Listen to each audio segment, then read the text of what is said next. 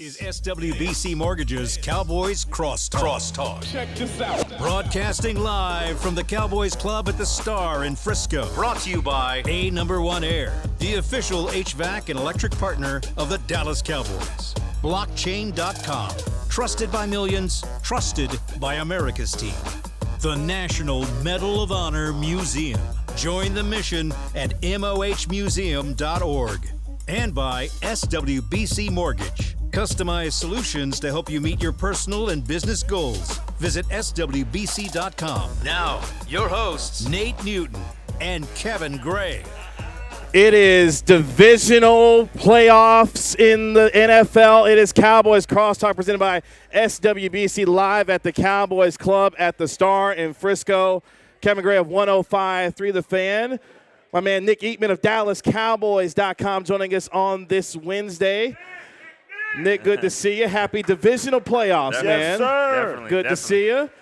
Also from 105.3 The Fan, my man, you can catch him on the Kentucky side of things. My man Will Chambers. Good to see you, man. A lot better now this week. That's right, I bet. Good to see you. It's Yes. divisional playoffs for the Dallas Cowboys. And Nick and I couldn't think of a better way to finish off Cowboys Crosstalk this season for a man who has been here every single Wednesday, co-hosting this show, but we decided to put him in the legend seat tonight. He's a 3-time Super Bowl champion, a 2-time first-team All-Pro, 6-time Pro Bowler, member of the Black College Football Hall of Fame class of 2002, proud Florida A&M University alum. He is none other than my main man, Nate Newton. Nate, good to see you, man. Yeah, man. Yeah. You know what? And I'm an honest guy. So I called Nick around about 8 o'clock this morning. I said, Nick, I love you, but I ain't sitting in that chair where Chambers sitting. I need for you to pull some strings. I need to be the guest. He said, hold on a minute. About 15 minutes, my mobster brother got back with me. Yeah. It's a done job. Yeah. Done deal. It's about 8:30 when I got the text from TC, so maybe that's how that worked out. That's how it all supposed to work out. I think he said the word Jack, and I need a little bit more Jack. I was like, all right. He's not talking about in a drink either. That's right. No, I know exactly what you're talking about. I know exactly what you're talking about. Kentucky bourbon, baby. No, sir. Well, we are happy to have you in the legend seat tonight as the Dallas Cowboys get a 31-14 win over Tom Brady and the Tampa Bay Buccaneers. The Cowboys doing something, Nick Eatman, that they had never done before, which was beat Thomas Edward Patrick Brady in an NFL football game. And they did so in the biggest moment that they could have chosen, which was in the wild card round. And now they go to a team in San Francisco that's won 11 games in a row, hottest team in the NFL, with a rookie, no less, leading the charge. Your thoughts just wrapping up what happened in Tampa as we now preview and what's going to happen in Santa Clara. Well, it was an unbelievable night. And, you know, Tom Brady, as great as he has been and as great as he still is, the Cowboys made him look old. I mean, they made him look like the 45-year-old quarterback that he is, and they got after him. Micah Parsons was unleashed again. And, and then Dak, I mean, with all the criticism, I thought it was the most important game of his career going into that game, and he answers with the best game of his career. And so now you just keep rolling. Will, before I come to you, Nate, talk to me about what you saw from the offense, specifically, as Nick mentioned, number 4 playing probably the best game that we've seen in a Dallas Cowboys uniform. And I talked about it last week, and I talked about it all week long. He may have to gesture things. I needed for my offensive line to play well. And these guys played tremendous. And, Why do you always take it to the line? Well, I mean, that's kind of his, his expertise. He know a little something about that. We want to say, hey, Dak threw this interception, that interception. But a lot of it was because he had happy feet. A lot of it was because he was throwing off his back foot. What you have to do is you have to get your quarterback settled in. He has to feel confident. And he felt confident with these guys, even with Peterson going out in the you turned me down in the third quarter. These guys played well. We had a decent enough running game to affect what they did on defense. And, hey, man, Dak had a tremendous day. Once again, I got my rookie Dak back, and I hope that I can continue to have him through the whole playoffs. We're going to help Will ask the yellow one. The yellow one. I was saying yellow. I can't see. That's the yellow one. There you go. Yellow Yeah, that's you. That's you. There we go. He got it. There he is. There you go. See? Technical difficulties on the fly, man. You got it worked out. That's Nate. There we go. We got you worked out. Nate protecting you on the microphone there. Right. Will, talk to me about this Cowboys team, undefeated this year when they don't turn the football over. Dak Prescott, clean football game, but more importantly, this defense taking out the running game with Leonard Fournette, the returns of Leighton Vander Esch, Jonathan Hankins. What was your biggest observation from what happened on Monday night? Well, I mean, honestly, Kevin, it was none of which you said there. It was all Dak Prescott. Because coming into this game, there's no question the pressure that was on the franchise but on Dak Prescott. Sure. No doubt about it. Because, Dak has been able to, at times throughout the last few years, reach elite levels and over periods of time. And the question, no doubt about it, was going to be, can this be a quarterback that wins you playoff games, plural, in the playoffs? And coming off of the Washington game, which was the worst game I'd ever seen him play, he came in and showed us maybe the best game I'd ever seen him play. Yeah. And I think that was, especially from the beginning, because, Nate, those first two series, it really looked like he and the team was a little bit tight, right? That the pressure of those first two, maybe nerves or excitement, whatever could be in there, was there. But then from that third series on, it changed. And it changed with Dak, and when it flipped, it really flipped. Yeah, the thing that I respect about it is they played it by the numbers. They needed to get Dak off. I'm a different guy during playoff time. I put it solely on the quarterback. All year long you hear me run the ball. Oh, my God, we got to do this. But as you play better and better teams in the playoffs, they're going to focus on what they think you can do best. And you saw Tampa all day had the box just filled. Stacked, filled. So it's going to be games, and starting this game, where Dak is going to have to throw it. And he's going to have to be correct in who he's throwing it to, because the best we're going to get, I think, against this 49ers team is the dinking and dunk. And we're a week ahead of schedule.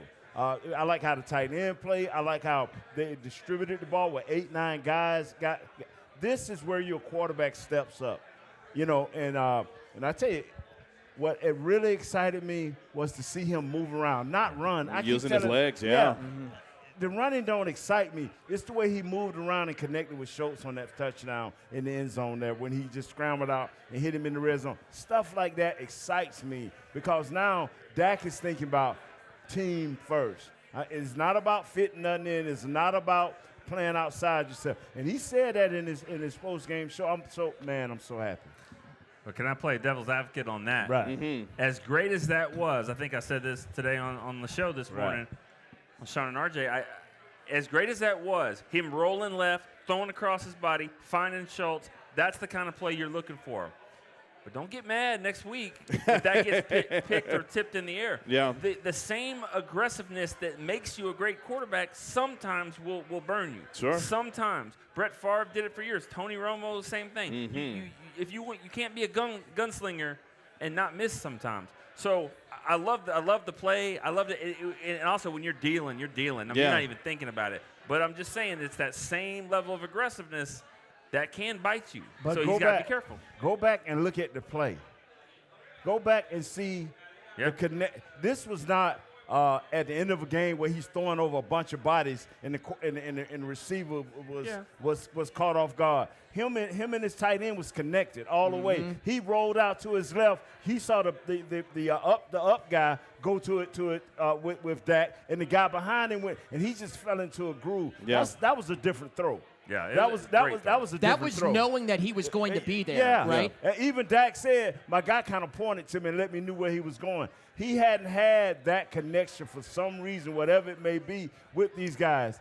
When you get into a playoff game, you throw to certain guys.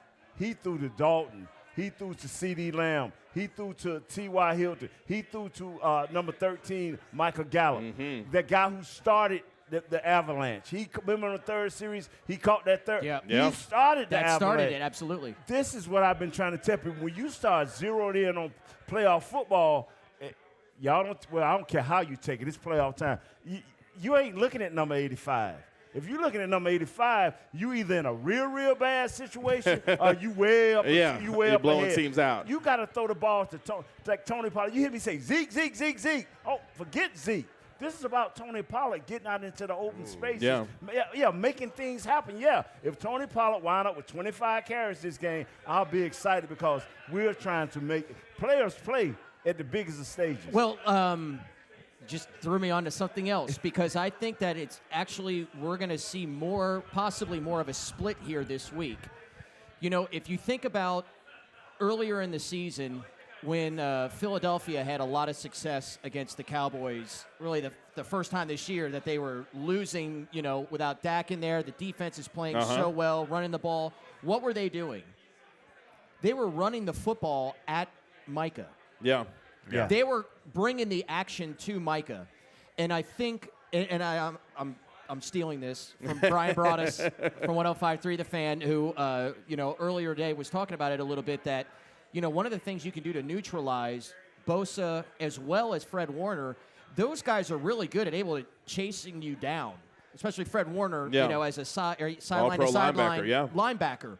Well, go right at him. Bosa, make him, you know, have to peel off a block and then tackle the running back, and I wonder if that means that you might see more of Zeke running it, you know, inside the tackles or right around there a little bit more. Tell me. You asked me what Yes. Let me tell you something, man. Micah is the man, and Micah got to learn how to be a better run defender so he can be that two-way player we talk about in basketball. Don't play with Bosa like that. If you can run away from him, do yourself a favor. But as an offensive lineman, doesn't it take more energy to come off of a block and make the tackle as opposed to if the action is going the other way? It does, but you can run at LT, and I'm talking about with my era. Yeah. Well, you can run at Lawrence Taylor, but when Lawrence Taylor is in playoff mode, he like, big fella, you're going to have to bring more than what you brought to the regular season. Fair enough. And to me, when I look at Bosa, and I'm looking at film, it is whether it's the backside. He had a play in the Seahawks game where they pulled two guys around. He defeated both of them and sought the edge and made the tackle for a loss. Yeah. So when we're talking about Bosa, that don't get this monster created to the point where he's finna spill his ugliness on us, man. Bosa is a different. He's bigger than Parsons. He's more experienced than Parsons, and he's had more playoff games. All Parsons has to do is stay home, be the athlete he needs to be, and set the edge like this kid. He can learn a lot from Bosa. I'm wondering, too, because when it comes to the San Francisco defense, as good as it is, and Nick, what you were talking about, I completely agree with. But here's one of the big differences between Todd Bowles is that Todd Bowles, you don't know necessarily what he's going to do, and Dak's going to have to read and make decisions. And at times, that's when we've seen him not play as well. Right. He played great on Monday night. DeMeco Ryans is not trying to fool you. Yeah. He's going to play straight up. Yeah. Yeah, he does not have to. He's got horses on the defensive side of the ball. Exactly. Doesn't that help this week with Dak knowing what to do, where to go, how to block, where to go? I mean, it's going to be tough to do it against the personnel, but as far as making decisions on the fly. Well, yeah, and also the other narrative that keeps popping up and no one seems to care about it is you know, yes, the Cowboys have 2 less days to prepare. It's a short week. Sure. Get it. They got 8 days rest, and the Cowboys will have 6.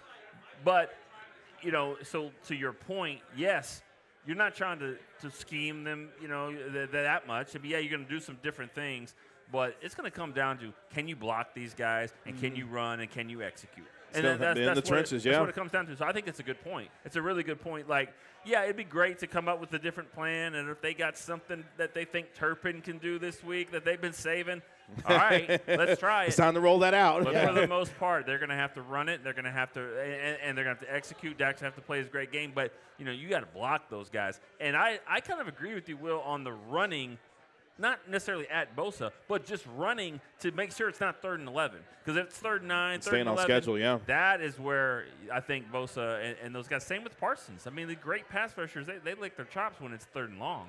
Couple of numbers before we take our first break. The Cowboys won their first road playoff game since 19 the 1992 NFC Championship game. You know a little something about that, Nate, Yes, the 1992 NFC Championship game. And the Cowboys were able to now move on to the divisional round and take on a San Francisco 49er team that has been playing some of its best football all season long. Brock Purdy leading the charge for this team. And obviously Nick Bosa, who we were talking about, led the NFL in sacks this year, 18.5 sacks, led the NFL in QB pressures. He's been an absolute monster for D'Amico Ryans and this defense.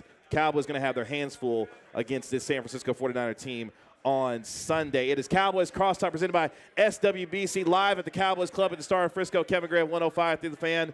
Nick Eatman of DallasCowboys.com. Will Chambers of 105 through the Fan. And our Cowboys legend, my main man, Nate Newton, right here on the Dallas Cowboys Radio Network. Coming up next, how does Dan Quinn and his defense make things uncomfortable for a rookie from Iowa State who was Mr. Irrelevant? We'll talk about that next on the Dallas Cowboys Radio Network.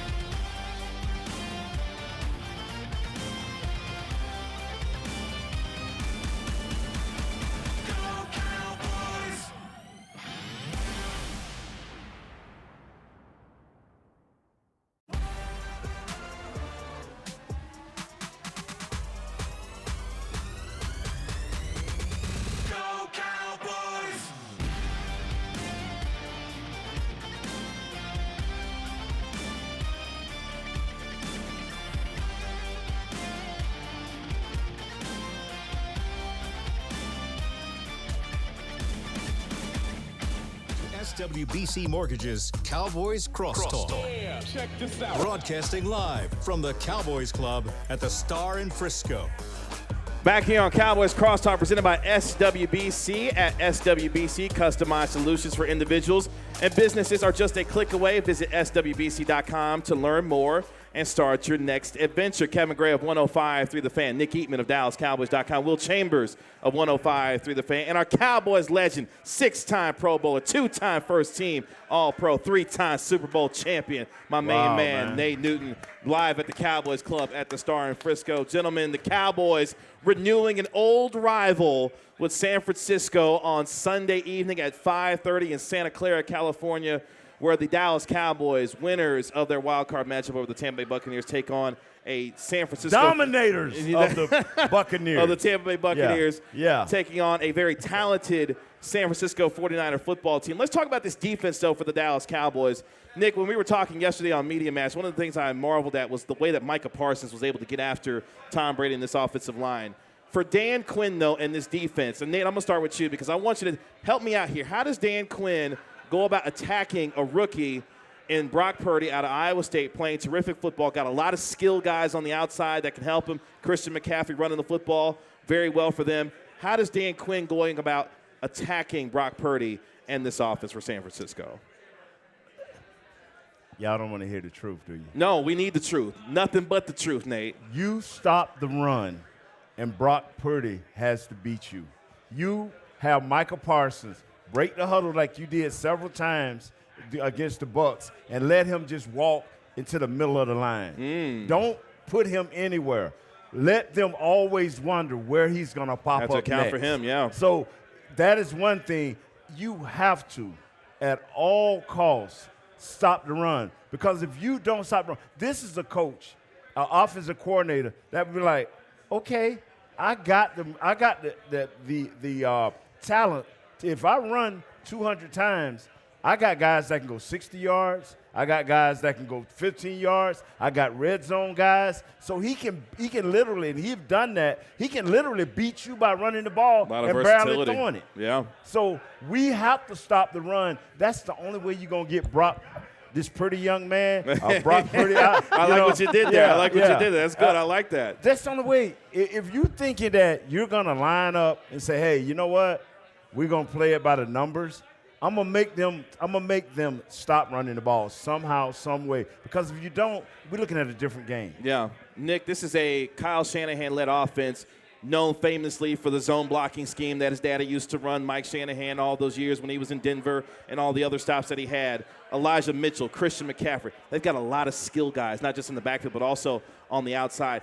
How do you look at this offense for San Francisco and go about attacking them, trying to create some confusion for the rookie a little bit on Sunday? Well, I totally agree. You have to stop the run. You want to make all of the negative things in that scouting report for Brock Purdy that got him all the way to the 7th round at the end. You want to make sure those are used in the game. Yes. Yeah. Doesn't throw deep or whatever it is. Has trouble disguising, reading defense, whatever it is. You need to exploit that. But the stopping the run is certainly harder than it sounds with San Francisco because they don't just run the ball to, it's not just Emmitt conventional Smith ways. right up the middle and all that, right behind Nate Newton and he's just plowing people. It is very different in the way that they run it. Sweeps yeah, and the end arounds. Yeah. They got passes that look like runs that look like passes. They got running backs that can catch the ball. They got receivers that can run the ball. Yeah. And they're just so versatile in the way they do things. So, yes, stopping the run's the key, but the way Shanahan does it is definitely going to be a challenge. Let me say this. This is where you have to be your most disciplined. And almost to the detriment of I'm going to be slow to pass rush because I see how they got, like the New York Giants when I was playing with Ronnie Hampton and all those. They had every run known to man. Coach Shanahan has every run known to man. So even to the detriment, we may not get off on a 3rd and 4 as quick as we normally would because we know this could be a possible run. Gap integrity. Yeah. So you have to do it because this guy will run. He will run the ball. Yeah. And when you will run the ball, because he's going to protect Mr. Purdy. He's going to protect this guy at all costs. If we're not up by 14 points, he's going to protect this guy. He think he can take you into the 4th quarter with 10 minutes left, and he still think if he's only down by 9, he still think he can beat you with the run. Yeah. That is a rare coach. So we're going to have to go up by 14, by 10 or more points. And now we get to say, hey, this is why he was a 7th-round pick. And now he's going to be irrelevant because we're going to bring this heat to him. Yeah. Like that. Yeah. Shanahan and McVay do something that I think better than any other coach in the NFL. Well, I think Andy Reid does it a little bit too, but they specifically scheme for mismatches. That's what they do. They're looking for him, hunting for mismatches. So I understand completely. If we want to look at it from a Cowboys angle, we want to say, how do you attack? How do you do this? Go out, be the dog, be hungry. I promise you what's happening with Dan Quinn over the last 2 days has been figuring out this is the things that they do. We have to counter it this way. When Kyle Juszczyk comes out of the backfield, are we going to move a linebacker out to the side, in coverage, taking somebody out of the box, which is opening up for a better run? Because that's what they're going to do. This is a team with Brock Purdy. They're really perfect for each other. This is why they drafted him out of Iowa State. He's not doing anything spectacular. He is getting the ball to the playmakers with good schemes and good routes open and allowing them to run. The biggest key to this game to me is not necessarily how the Cowboys attack, it's tackling. It is making sure that these guys don't get away from them. You don't have what could be a 2-yard catch or a run that turns into 7 or 8. Yeah. One that could be 7 or 8 that turns into 35. That is the biggest thing for the Cowboys this weekend on defense to me, is to ensure that they have an idea of what they're doing on offense and to stop that, because they're going to try to create those mismatches. Nate, from an offensive line standpoint, what makes San Francisco special? Not just the running game, but the way that they protect the quarterback. They got a Hall of Famer to be, and Trent Williams on that offensive line as well. What makes their offensive line special in the way that they get after teams? They're physical. They were finished. Boy, we learned that last year, right? Yeah, they are physical. They will finish, and at all costs, they go. This when you know in a game that it was a treat for us to run the ball, they have that same mindset. If we run this ball and we get 1 or 2 yards, we got a coach that believe by the end of the game we're gonna break a big one off. So when it comes time to pass protect, because they're not great pass protectors, when it comes time to pass protect, they giving it all they got so they can get back to the run game. Yeah. This team averages during the regular season 31 minutes and 54 seconds of possession. In this last playoff game, it was 32-26. They know what they like to do, but they know they have to work at it. Like a lot of people say, hey, if you want to be a great pass rusher, stop the run. They say, we want to run more, protect our guy in the backfield. And it's just a switch up.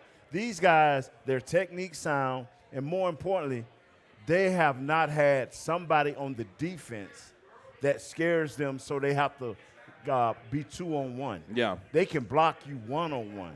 So that's the killer. And they got a nice tight end that don't mind getting bloody. Who is that guy again? Oh, yeah. that's right. Yeah, George Kittle. He's pretty good. Yeah. Nick, talk to me about the mindset that you feel from this team. Last year, San Francisco, physical football team, from the outset dominated this Cowboys team. Now they have a chance to go into their building and take out San Francisco.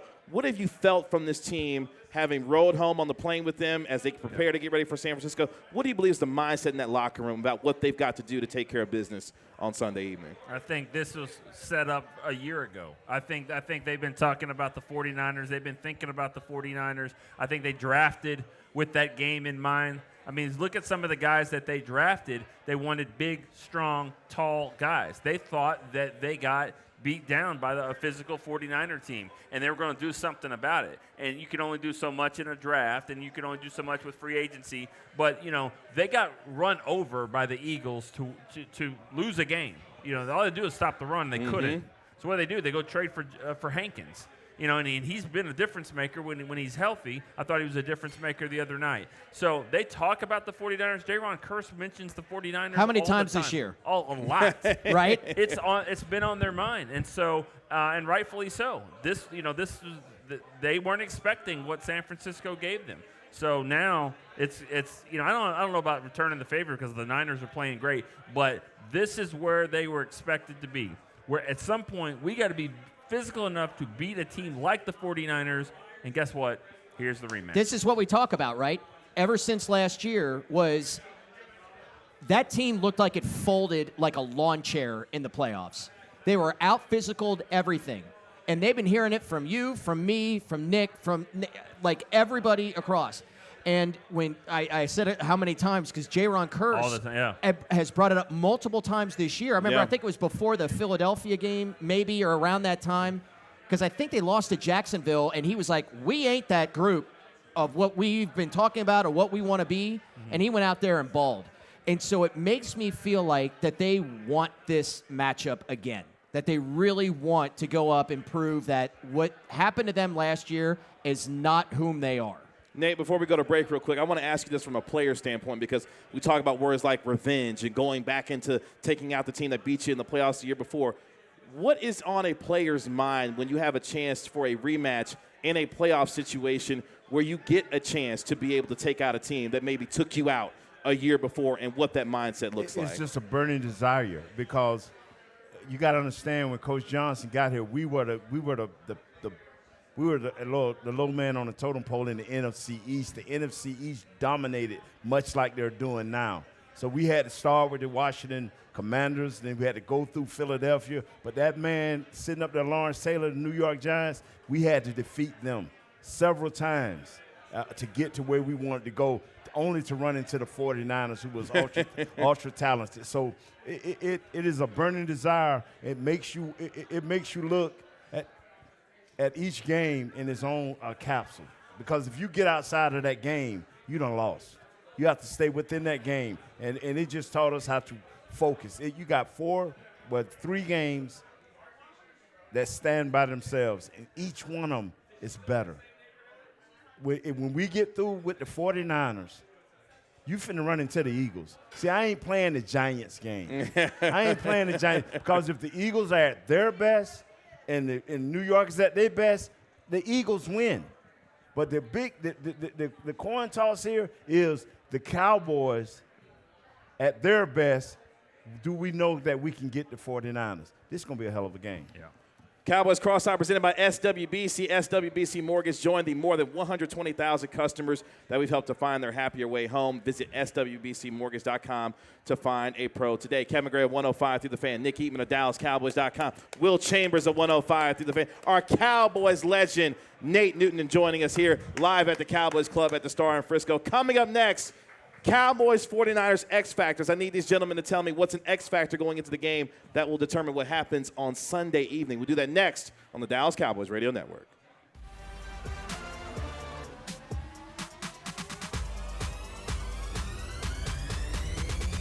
Go Cowboys!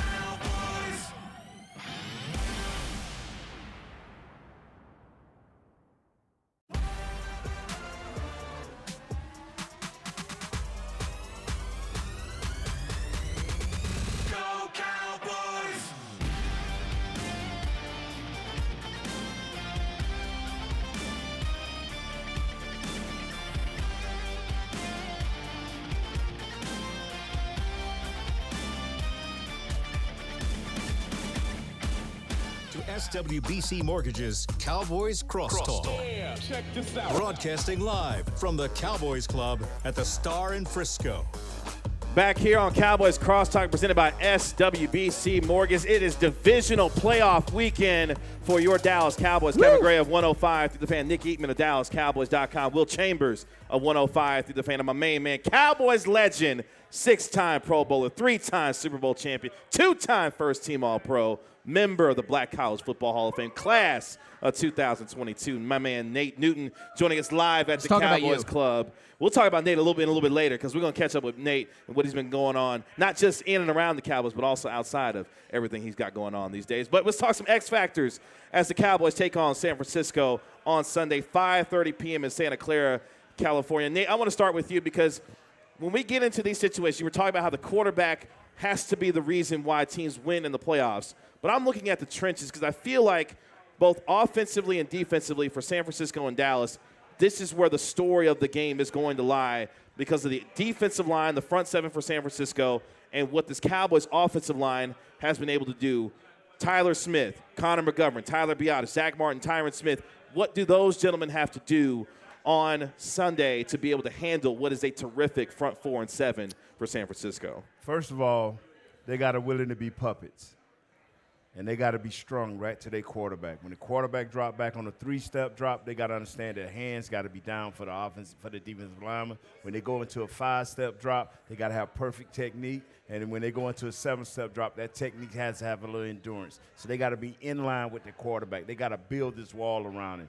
During the run game, you got to stay on blocks. It ain't enough to get the initial block. You have to stay on the block. And if you got a deuce block and you help him with a guard in the center, don't be quick to come off. I know they got great linebackers, but don't be quick to come off. Stay on the down lineman. That's what you have to do. In order, if you want to win this game, it's about 2 things, 3 things in a playoff. You have to be technique sound as an offensive lineman, and as a defensive lineman, you have to have a lane integrity with today's quarterbacks and today's the way they like to sprint out and get it and move around the pocket. You have to have integrity. So this thing is going to be won with the offensive line and offensive and defensive lines. Nick, this is a team that will not appear to have Jason Peters dealing with a little bit of a hip injury right now, suffering that injury on Monday night. Who's an X factor on that offensive line that you say, this is the guy that I want to see perform well to help this Cowboys team win? Tyron Smith. If you want to call him an X factor because he's going, probably a Hall of Famer.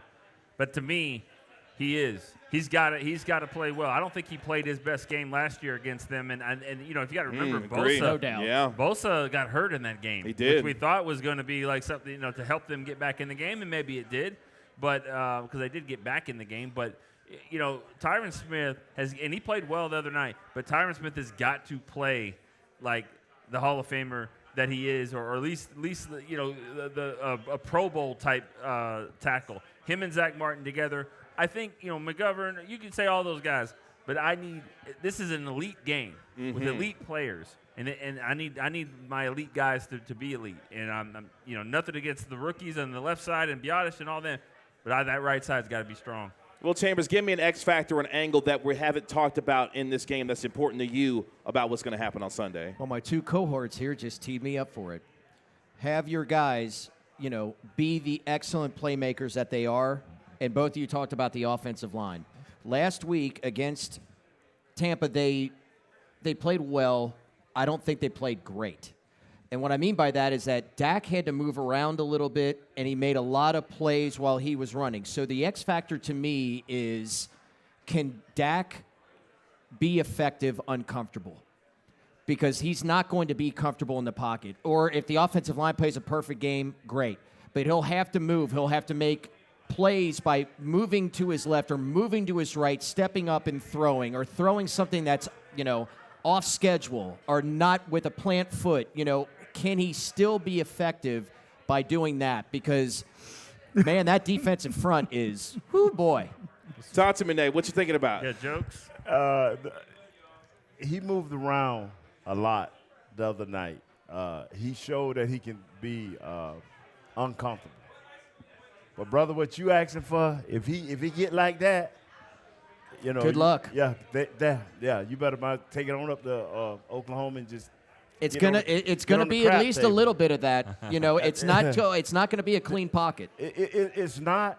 In most cases, it's not. But it's up to our offensive coordinator and our head coach, because our head coach has to be a part of this. Sure. He to have enough naked boots, enough rollouts that they can't tee up on him. And by running the ball too. Sure. Yeah. But no, you know what? If I had to pick a team that I think can stop the run a little bit better, I'll pick the 49ers. Yeah. I think that's an easy one. If Dak played the way he played the other night, he moved around, he felt the pocket. When he needed to take off, he took off, but he felt the pocket. These guys have not been on this level, and it may take a quarter. But if something bad happened, they can draw back on this last game enough to get through it. Sure. Yeah, they haven't been here, bruh.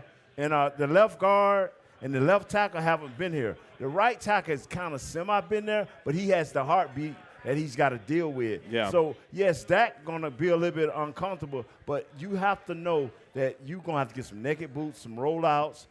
Even if you have to, I don't advise it. You may want to try, but even you have to do a quick, fast, where they do an option. Yeah, do one of them, but don't do it towards Bowles or do it the the other side. Yeah. 30 seconds, Nick. Tell me about your X factor for Sunday. I'll say this. Micah Parsons likes to line up all over the place. Sure. I have a feeling that it's not going to take long for him to realize that Trent Williams isn't where he wants to line up. So to me, the X factor is going to be D-Law, Dorrance Armstrong. Those guys are going to have to face against Trent Williams. Sure. And Micah might as well. I mean, he's not afraid of anybody. Lions aren't afraid of anyone. But I'm just saying that other side is going to have to play well and hold up while Micah runs around as well. Thank you. Let's take our last break here on Cowboys Crosstalk. SWBC PEO helping to alleviate the HR administrative burden that comes with running a business. Leave the worrying to us. Visit SWBCPEO.com to find out more. Kevin Gray, 105 through the fan. Nick Eatman of DallasCowboys.com. Will Chambers of 105 through the fan. My main man, Cowboys legend Nate Newton, joining us here at the Cowboys Club at the Star in Frisco. Coming up next, we're going to catch up with our Cowboys legend Nate Newton on a historical weekend for the Dallas Cowboys. And then it's time for predictions. Cowboys, 49ers. We'll do that all next on the Dallas Cowboys Radio Network.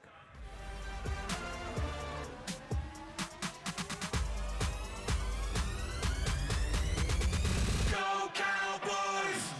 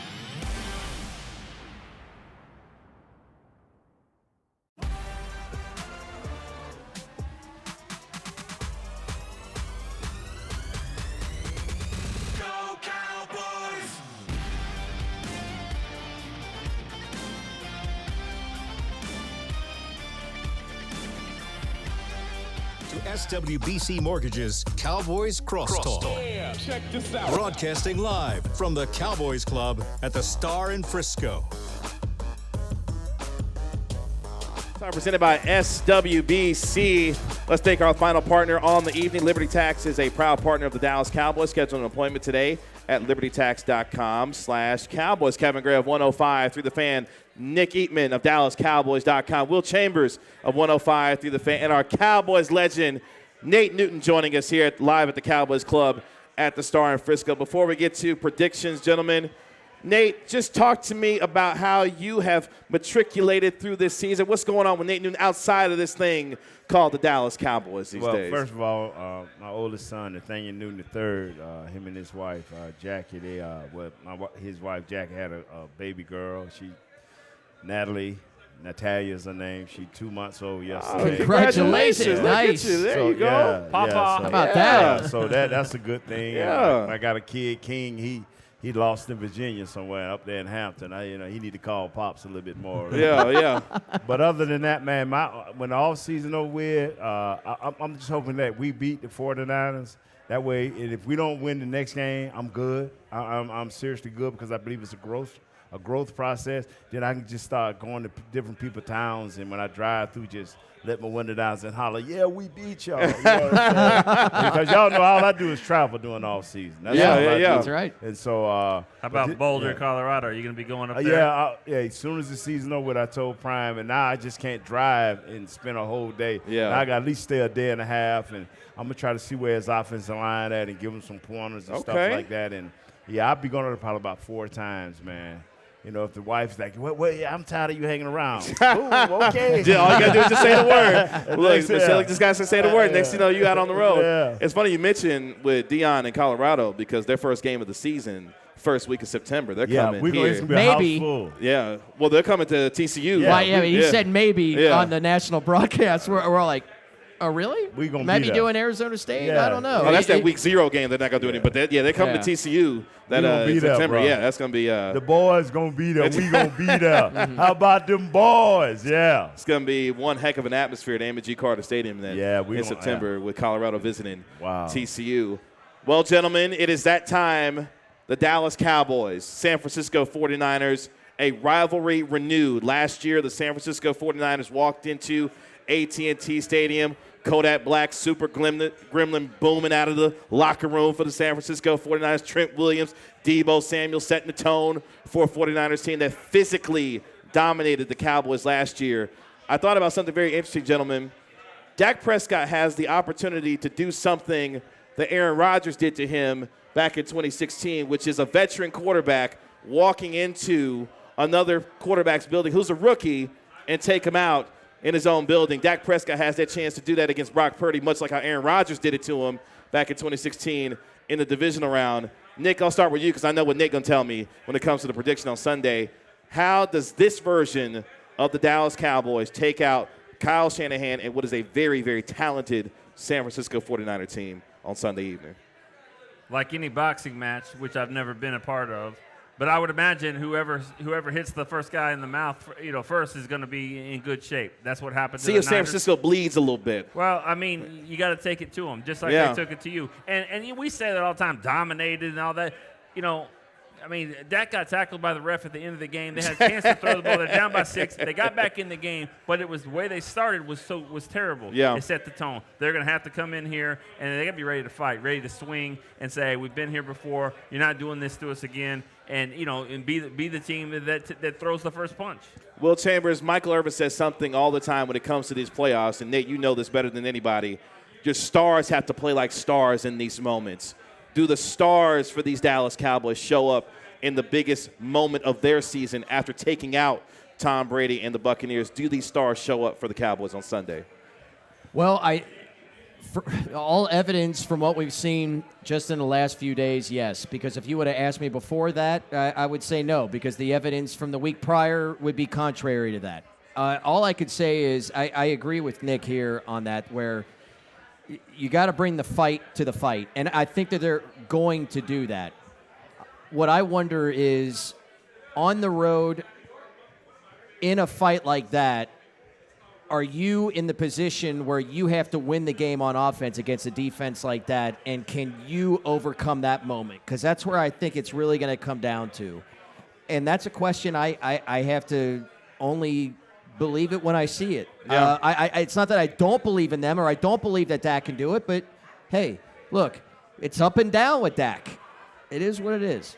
Nate, what would you tell this team on Sunday evening as they get ready to take the field? Not just about this rivalry, not just about the moment, but about what they specifically are capable of and what you would give them as a message when they take the field. It's the oldest speech in the world. You prepared. You've set yourself in this position. You've built up to this moment. Now live in the moment. That's what Jimmy always tells us. Savor every moment, good and bad. If you have something bad, register it, fix it in 2 seconds, and be ready to go again. If you have something great, register it, love it for a second, and move on. You live in the moment. You don't worry about what's around you, good or bad. You working on that next play. I blocked him one time. How can I block him this time? I didn't block him this time. What went wrong? How can I block him the next time? And you just live from moment to moment because you don't know when that's going to be a big moment. We have all, and I said this last week with Woody, we as offensive linemen and defensive linemen, Coach Johnson will come into our meetings and say, y'all will decide the victory. And it's going to come down again. We will decide the victory because whether Troy is standing clean, whether Mike is getting that 5-yard slant, whether Charles Haley is making that tackle, is going to be due to what we do as a front seven, defensively and offensively.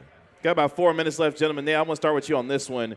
For those who don't know and don't understand, take us inside what that rivalry was like in the 90s with San Francisco and Dallas and just the sheer amount of talent that was on both sides and the way that y'all got after each other in those games. The first time we made them, it was in 80, that 30 years ago.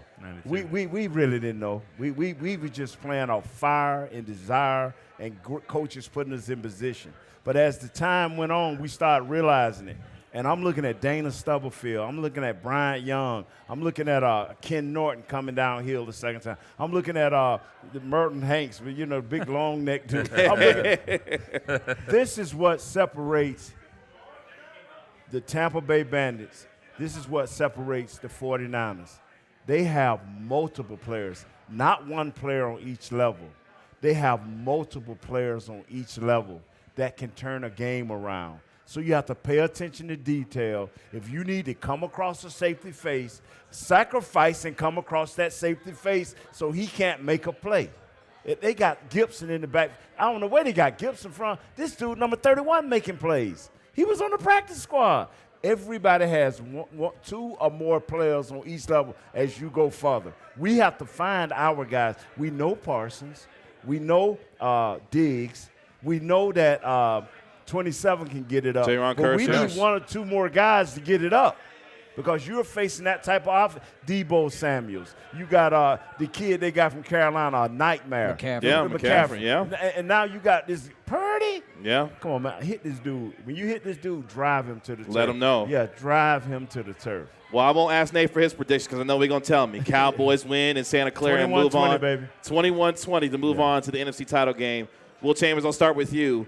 Score and how the Cowboys win in the last 2 minutes here before we get out of here. Oh, how they do win. Yeah. So I will say that it'll be 33-30, and it'll be on a touchdown.